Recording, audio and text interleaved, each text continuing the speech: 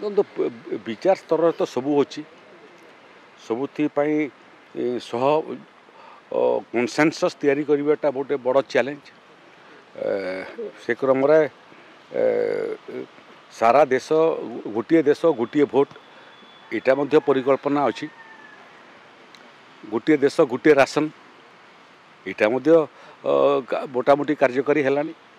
ତେଣୁ ଯେତେ ବି ଯୋଜନା ହେଉଛି ତାକୁ ପାନ୍ ଇଣ୍ଡିଆ କରିବା ପାଇଁ ସର୍ବଭାରତୀୟ ସ୍ତରରେ ଯେହେତୁ ଗୋଟିଏ ଦେଶ ଯୋଜନା ମଧ୍ୟ ସମସ୍ତଙ୍କ ପାଇଁ ଗୋଟିଏ ତାକୁ ସବୁ ସମାହିତ କରିକି କନଭର୍ଜେନ୍ସ କରିବା ପାଇଁ କେନ୍ଦ୍ର ସରକାର ଯୋଜନା କରୁଛନ୍ତି। ଏଥିରେ ଜନମତ ତିଆରି ହେବ, ପଲିଟିକାଲ ପାର୍ଟି ମାନଙ୍କ ସାଙ୍ଗେ କଥାବାର୍ତ୍ତା ଆରମ୍ଭ ହେବ, ଷ୍ଟେକ୍ ହୋଲ୍ଡର ମାନଙ୍କ ସାଙ୍ଗରେ ତାଙ୍କର ମଧ୍ୟ ପରାମର୍ଶ ନିଆଯିବ ଏବଂ କିଛି ଯଦି କନସେନ୍ସସ୍ ତିଆରି ହୁଏ ତାହେଲେ ତା କାର୍ଯ୍ୟକାରୀ ମଧ୍ୟ ଆଗକୁ ହେବ।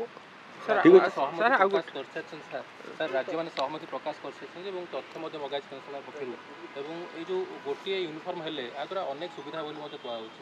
ସ୍ୱାଭାବିକ ଭାବରେ ଗୋଟେ ହେଲେ ସବୁ ଜିନିଷରେ ଗୋଟିଏ ହେଲେ କମନ୍ ସିଭିଲ୍ କୋଡ଼୍ ଗୋଟେ ବିଷୟ, କମନ୍ ସିଭିଲ୍ କୋଡ଼୍ ମଧ୍ୟ ହେବା କଥା।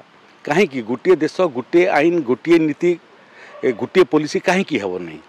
ତେଣୁ ଭାରତବର୍ଷର ଖାଲି ବୈଚିତ୍ର୍ୟ ଏଇଟା ଯେ ଏଥିରେ ଥରେ ସାମୂହିକତା ନିର୍ମାଣ କରିବା ପାଇଁ ସମୟ ଲାଗିଥାଏ ଏବଂ ଭିନ୍ନ ମତ ପ୍ରକାଶ ପାଇବାଟା ମଧ୍ୟ ସ୍ୱାଭାବିକ କଥା।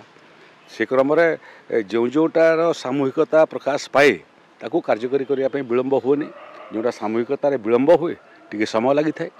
ଆଉ ଗୁଡ଼ିଏ ପ୍ରସଙ୍ଗରେ ମୋତେ ଲାଗୁଛି ଯେ କେନ୍ଦ୍ରର ନରେନ୍ଦ୍ର ମୋଦିଙ୍କ ନେତୃତ୍ୱରେ ସରକାର ଏଇଭଳିଆ ଗୋଟିଏ ଦେଶ ଗୋଟିଏ ନୀତି ଗୋଟିଏ ଆଇନ ଗୋଟିଏ ଯୋଜନା ଏସବୁକୁ କାର୍ଯ୍ୟକାରୀ କରିବାରେ ଯେଉଁ ଉଦ୍ୟମ ଆରମ୍ଭ କରିଛନ୍ତି ସେଟା ଆଗାମୀ ଦିନରେ ଦେଶ ପାଇଁ ହିତକର ହେବ।